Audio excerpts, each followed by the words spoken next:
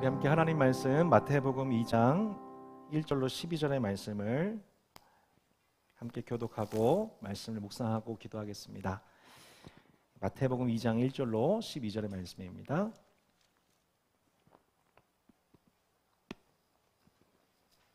마태복음 2장 1절로 12절의 말씀 한 절씩 교독하시고 마지막 절을 합독하겠습니다. 헤롯 왕 때에 예수께서 유대 베들레헴에서 나심에 동방으로부터 박사들이 예루살렘에 이르러 말하되 유대인의 왕으로 나신 이가 어디 계시냐? 우리가 동방에서 그의 별을 보고 그에게 경배하러 왔노라 하니 헤롯 왕과 온 예루살렘이 듣고 소동한지라. 왕이 모든 대제사장과 백성의 서기관들을 모아 그리스도가 어디서 나겠느냐 물으니 이르되 유대 베들레헴이오니 이는 선자로 이렇게 기록된 바 또 유대 땅 베들레헴아 너는 유대 고을 중에서 가장 작지 아니하도다. 내게서 한 다스리는 자가 나와서 내 백성 이스라엘의 목자가 되리라 하였음이니이다. 이에 헤롯이 가만히 박사들을 불러 별이 나타난 때를 자세히 묻고 베들레헴으로 보내며 이르되 가서 아기에 대하여 자세히 알아보고 찾거든 내게 고하여 나도 가서 그에게 경배하게 하라. 박사들이 왕의 말을 듣고 갈새 동방에서 보던 그 별이 문득 앞서 인도하여 가다가 아기 있는 곳 위에 머물러 서 있는지라. 그들이 별을 보고 매우 크게 기뻐하더라. 집에 들어가 아기와 그의 어머니 마리아가 함께 있는 것을 보고 엎드려 아기께 경배하고 보배합을 열어 황금과 유향과 몰약을 예물로 드리니라. 그들은 꿈에 헤롯에게로 돌아가지 말라 지시하심을 받아 다른 길로 고국에 돌아가니라. 아멘. 자, 성도 여러분, 한 가지 질문 드리겠습니다. 여러분, 성탄절기에 고전 같은 질문 하나 드리겠습니다. 여러분, 멀리 동방에서 별을 보고 찾아와 예수님께 황금과 유향과 몰약을 드린 동방 박사들은 몇 명이었을까요? 네, 의견이 분분합니다. 몇 명입니까? 3명이요? 여러분, 성경 퀴즈 대회 후에 저를 제가 이렇게 질문할 때는 매우 의심 섞인 눈초리를 쳐다보시는군요. 정답은 몇 명? 강지사님 몇 명일까요? 10명? 여러 명. 네, 여러 명. 정말, 역시 주일학교 부장집사님다운 현명한 대답이 아닐 수 없습니다. 정답은 여러 명 맞습니다. 네, 여러 명. 정답은 여러 명. 제가 원래 설교문에는 이렇게 안 나와 있어요. 정답은 알 수 없다인데 더 좋은 대답이 나왔어요. 여러 명. 여러분, 근데 우리는 왜 많은 분들이 동방 박사가 왜 3명이라고 생각할까요? 선물 때문에. 그렇습니다. 선물 때문입니다. 우리가 성탄절 항상 절기하면 교회에서 동방 박사 연극하잖아요. 하면은 편의상 한 사람씩 선물 하나씩 황금, 몰약, 유향 이 연극을 수십 년 동안 보다 보니까 동방 박사가 3명이구나 이렇게 우리는 은연중에 생각을 하죠. 네, 우리가 성탄절기를 할 때마다 우리가 성탄절기를 우리가 누릴 때마다 두 가지를 참 경계를 해야 돼요. 첫 번째는 참 저는 이렇게 얘기하는 게 참 조심스러운데 메리 크리스마스 and a happy new year 이렇게 하잖아요. I wish you a merry Christmas, I wish you 이렇게 하면서 이제 하잖아요. 근데 그 노래 이런 걸 경계해야 돼요. 이런 거 사람 주목하면 경계하시라고. 이런 거 경계해야 돼요. 이게 요즘에 좀 집중해 주시죠. 성도 여러분 집중해 주시죠. 제발.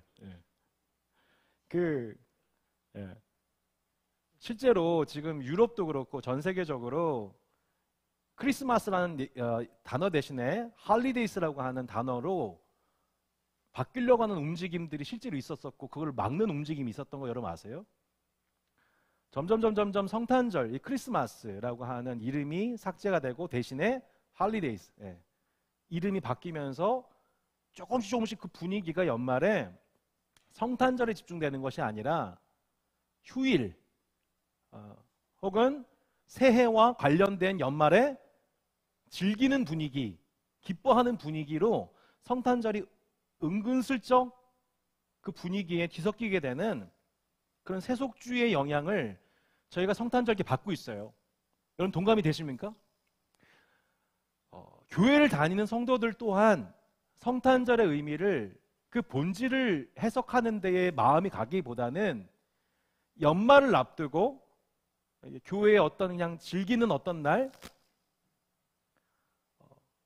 이 세속화된 성탄절이 실제적으로 전 세계적으로 들어와 있어서 이 연말 분위기에 파묻히듯이 성탄을 즐기는 것, 이 첫 번째 우리가 성탄절기를 보낼 때 우리가 분별해야 될 지점입니다. 앞으로 우리가 계속해서 주의 몸된 교회가 성탄절기를 의미 있게 보내려면 이런 세속주의를 분별하지 않고 경계하지 않고서는 성탄절기를 보내는 것 자체가 의미가 없을지 모릅니다.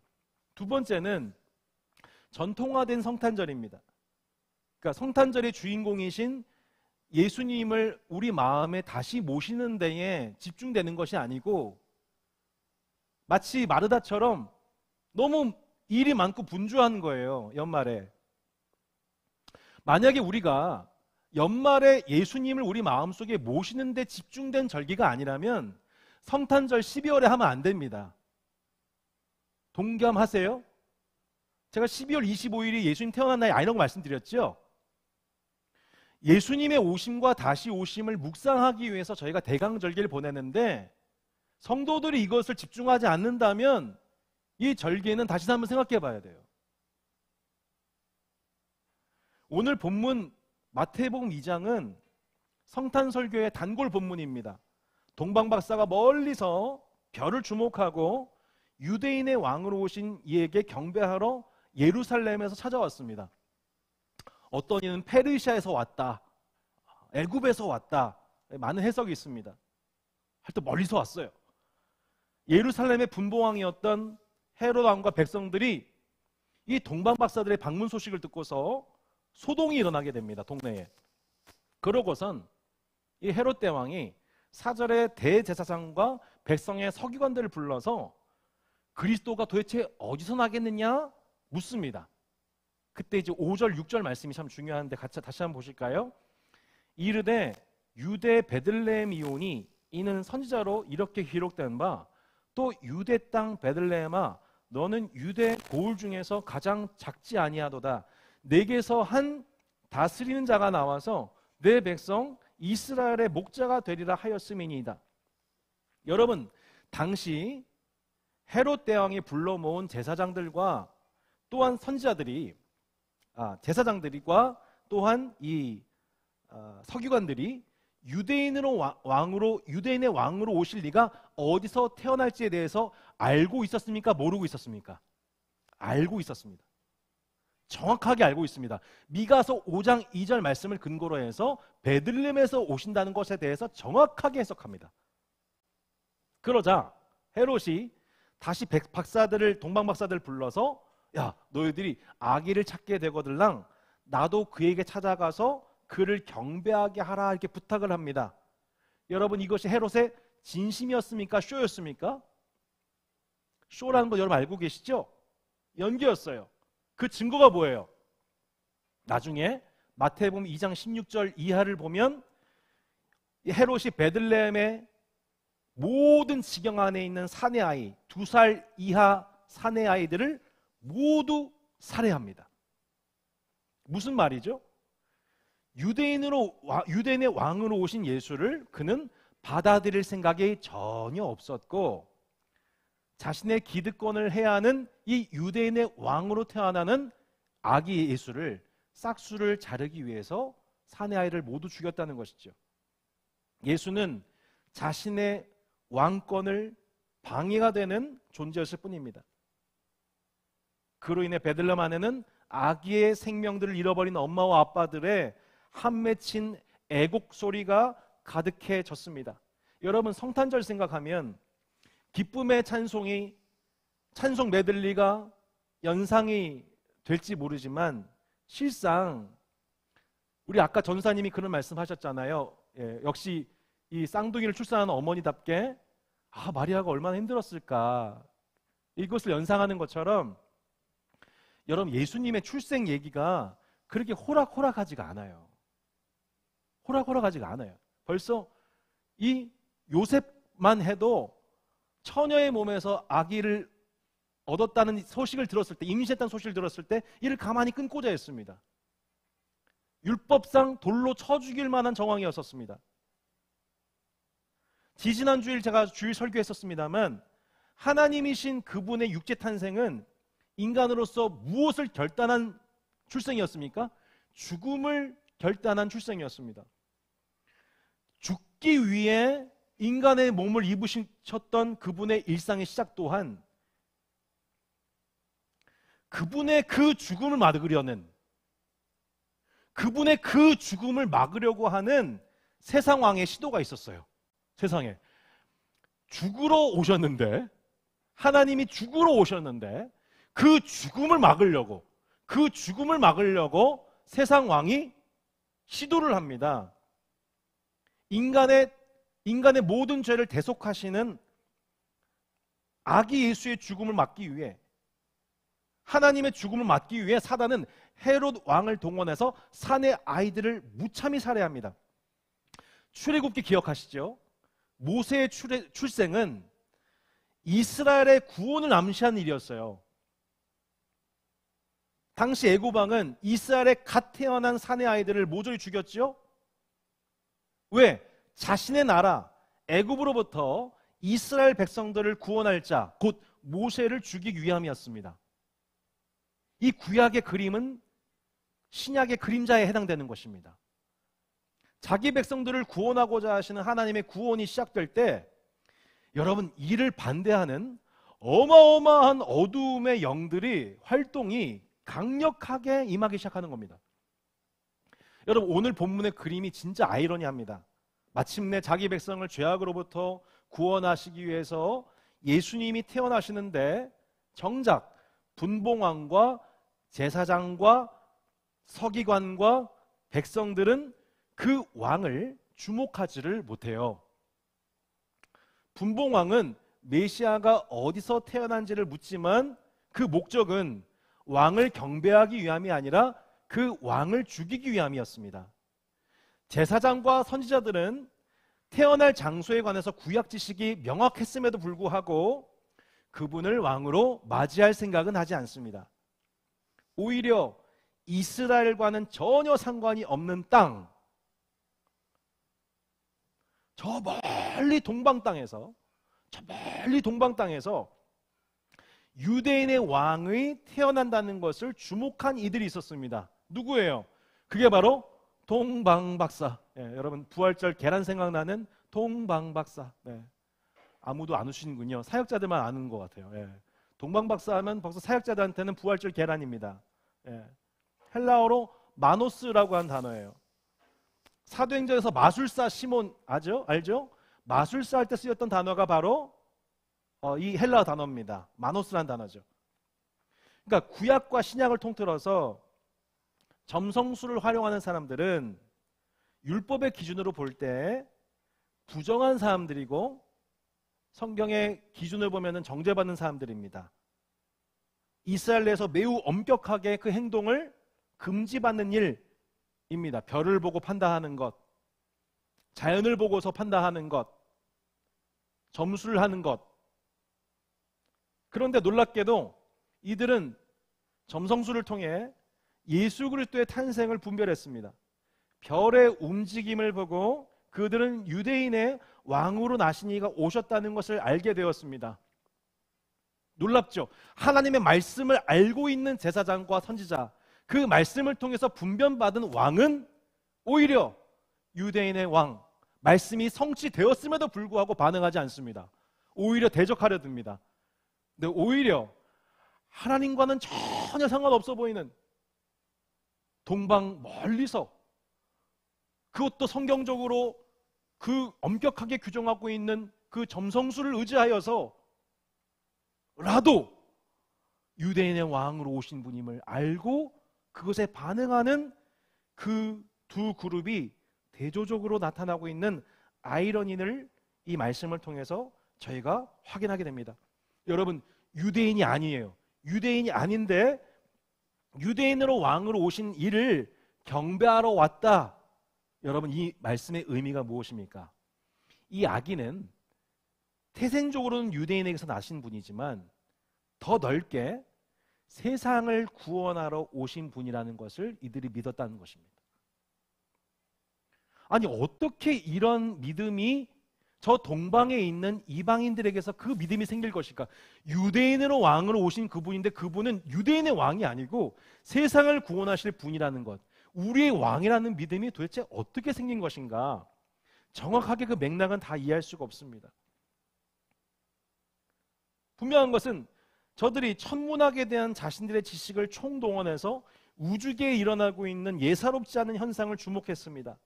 동방에서 보았던 그 별이 문득 앞서 인도하다가 예사롭지 않은 현상을 주목했을 것입니다. 동방에서 봤던 그 별이 문득 앞서 인도하다가 아기가 있는 곳 위에 머물러 서 있습니다.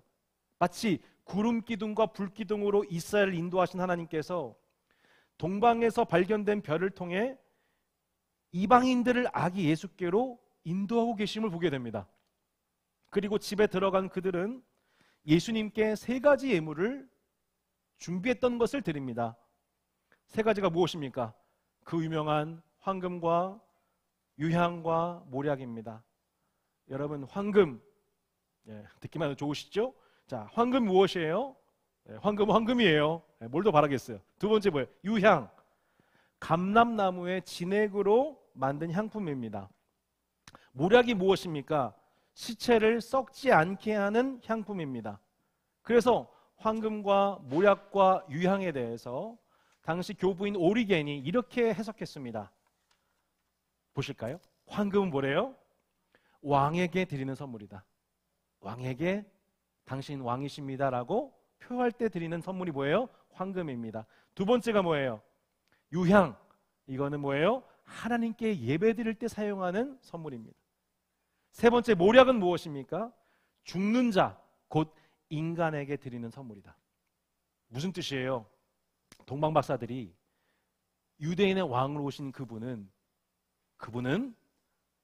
왕이시고 그분은 하나님이시고 그분은 인간이시다. 에 대한 분명한 신앙 고백을 그 선물을 통해서 담았다는 것입니다.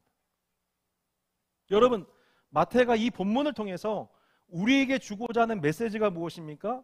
이것은 실상 마태복음 전체의 메시지이기도 합니다. 예수님은 원나라 백성인 이스라엘 백성들의 왕을 넘어 모든 이방인들, 그분을 왕으로 모시고자 하는 모든 이방인들과 열왕들의 왕이라는 것입니다. 마태복음 1장을 보세요. 아브라함과 다윗의 자손 예수 그리스도의 세계라. 그 계보를 보면 그래, 우리 예수님은 역시 우리 유대인들의 짱, 우리 누구야? 아브라함, 다윗, 그분의 후손이야. 막 어깨가 막 이렇게 힘에 막 들어가죠. 근데 그 계보를 보면 여러분 누가 들어가 있어요? 엉뚱한 사람들이 들어가 있습니다. 누가 들어가 있어요? 예상치 못한 이방 여인들이 들어가 있어요. 첫 번째 다말이 들어가 있어요. 다말. 가나안 출신이에요.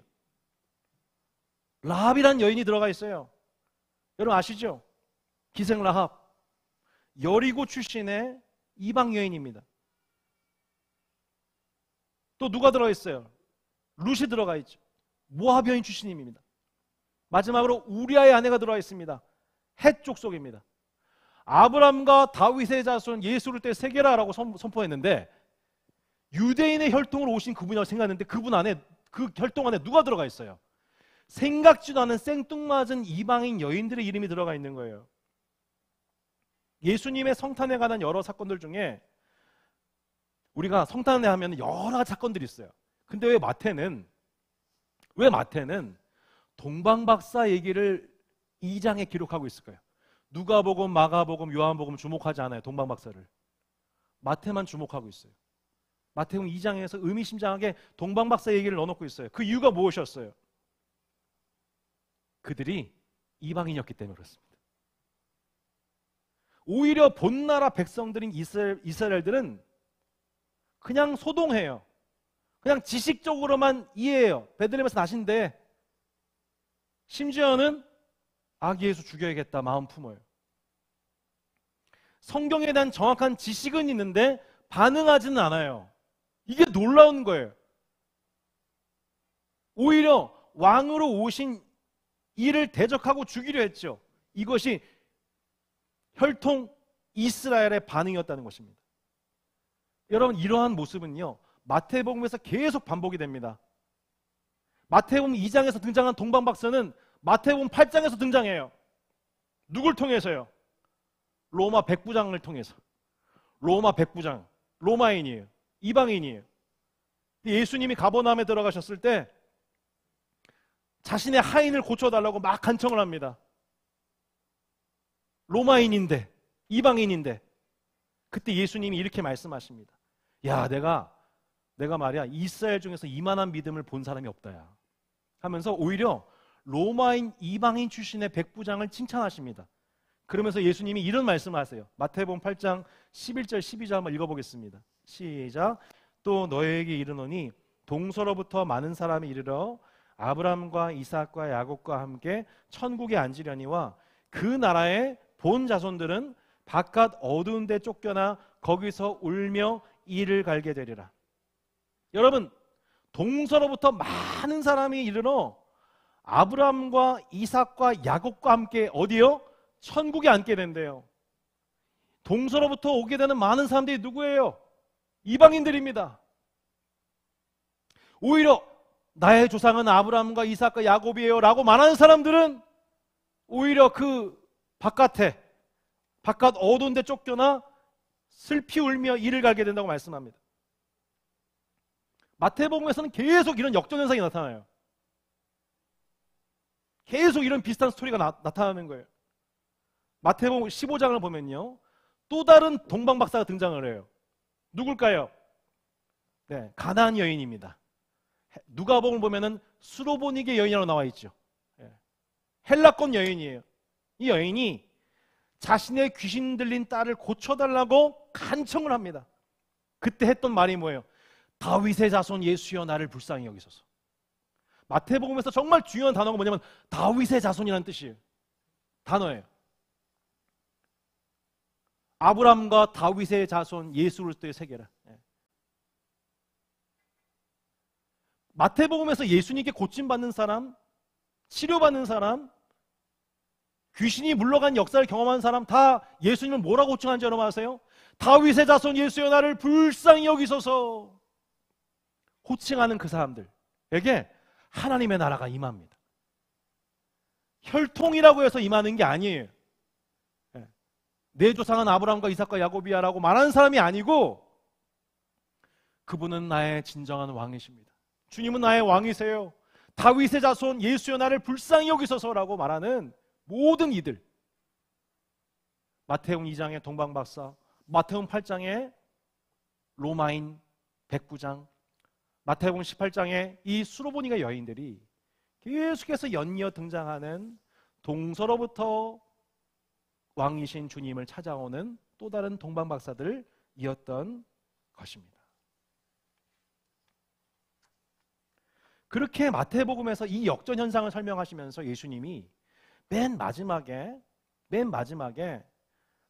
이렇게 결론을 맺으신 거예요. 그래서 마태복음 28장 19절에 같이 한번 읽어보도록 하겠습니다. 시작. 그러므로 너희는 가서 모든 민족을 제자로 삼아. 당시 마태복음의 수신자였던 마태 공동체 안에 한 가지 마음속에 시험이 들어오는 거예요. 우리 공동체 안에 자꾸 이방인들이 들어오는 거예요. 혈통 유대인이 아닌 다른 민족 사람들이 자꾸 조금씩 들어와. 한두 명은 괜찮았는데 계속 들어와. 그러니까 고민이 생기는 거죠. 도대체 우린 어디까지 이방인들을 받아야 되는 거야? 라는 고민이 생겼을 때 마태는 그 마태 공동체를 향하여서 마태복음 2장의 동방박사와 마태복음 8장의 백부장과 마태복음 18장의 이 수로보니가 여인을 통하여서 말씀하신 예수님을 주목하며 주님은 모든 민족을 제자 삼기 원하시는 분이라고 말씀하셨다 라고 이 공동체에 교훈을 하고 있는 것입니다. 유대주의, 혈통주의, 전통주의에 갇혀서 하나님의 말씀은 보았지만 그 말씀에 반응하지 않고 있는, 이방인들에게 마음을 열지 못하고 있는 당시 마태 공동체를 향해서 쓰여진 편지가 바로 마태복음이었던 것입니다.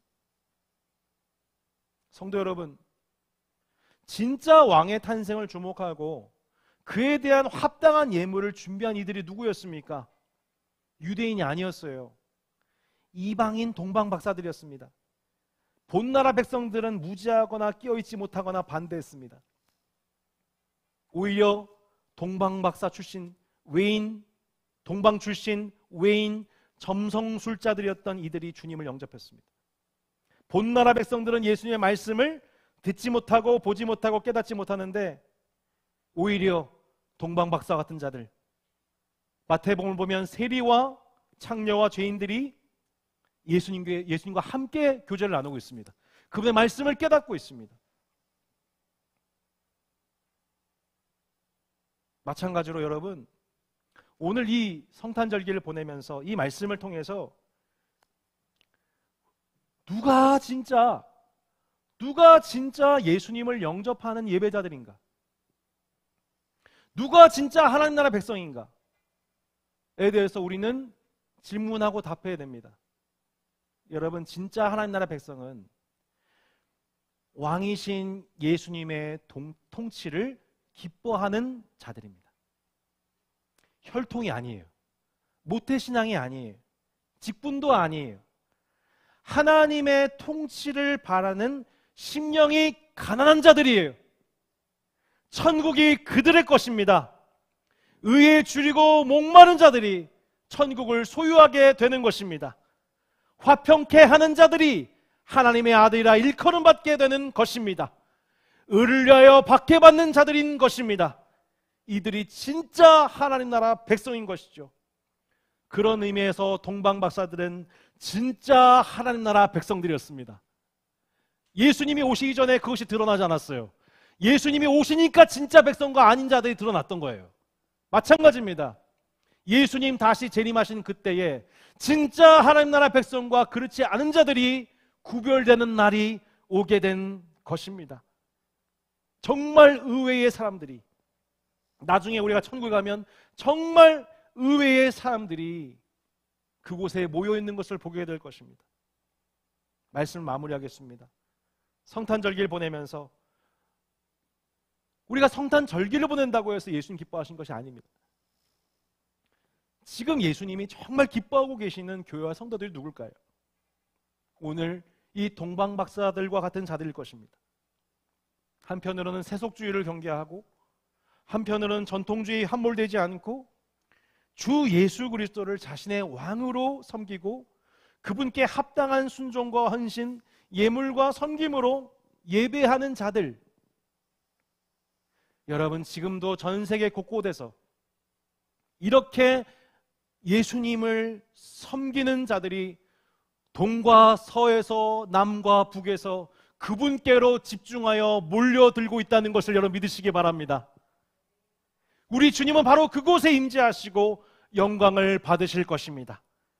성도 여러분, 혹시 우리 마음속에 이런 백성들의 무지함과 제사장 서기관들과 같은 지적인 교만함이나 혹은 헤롯 왕과 같이 주님의 왕권을 거부하는, 기쁘다 구주 오셨네 찬양하지만 절대로 예수님께는 주인 되심을 인정하지 않는, 기쁘다 구주 오셨네 12월 25일, 24일, 26일 찬송하지만 예수님의 왕권은 거부하는, 그분의 통치는 거부하는, 여러분, 그런 거짓 예배의 유혹에 여러분 우리가 함몰되어서는 안 됩니다. 예수님은 12월 25일만 그 출생하는 일을 기념하는 데 그쳐서는 안 되고, 여러분, 예수님은 1년 365일 여러분 마음 가운데서 매일매일 태어나셔야 하는 줄로 믿습니다. 예수 그리스도께서 여러분 삶의 왕이 되셨음을 인정하시고 그분의 왕 노릇을 기뻐하는 참된 예배자들 되시기를 주 예수 이름으로 축원합니다. 아멘. 함께 찬양하고 기도했으면 좋겠습니다. 성도 여러분, 오늘 말씀을 생각하면서 함께 찬양합시다. 여러분, 지금 우리가 피아노하고 싱어 노래 부르고 PPT하고 음향 조절하는 게 중요한 게 아니에요. 아시죠? 저 지금 여기서 설교하는 게 중요한 게 아니에요. 이거 다 필요 없어요. 이거 가정에서 지금 예배된 성도 여러분 기억하십시오. 여러분 정말 예수님 지금 왕으로 여러분 마음속에 기쁨으로 맞이하고 계십니까? 그분의 왕 노릇을 기뻐하고 계세요? 그분이 왕이 되셔서 실제로 내 삶을 간섭하시고 역사하시고 통치하시고 변화시키시는 그 은혜를 여러분 갈망하고 계십니까? 우리가 그 갈망함과 갈급함을 잊어버리고 살아가고 있다면 여러분 우리가 성탄절기를 보낼 이유가 없는 것입니다. 여러분 말씀 앞에서 우리가 헤롯 왕의 길로 갈지 제사장과 서기관의 길로 갈지 백성들처럼 소동만 하기를 할지 아니면 정말 동방 박사들처럼 그 예수님을 주목하고 지금 우리를 주목하시는 예수님 바라보면서 그분께 우리의 황금과 유향과 몰약을 드려 그분이 우리의 하나님이시고 그분은 인간이시고 그분은 왕이십니다 라는 합당한 예배를 올려드릴지 여러분 다시 한번 우리 자신의 중심을 살펴보는 기도의 시간이 되시기를 바랍니다. 우리 함께 찬양하며 기도하는 마음 되기를 소망합니다. 함께 찬양하겠습니다.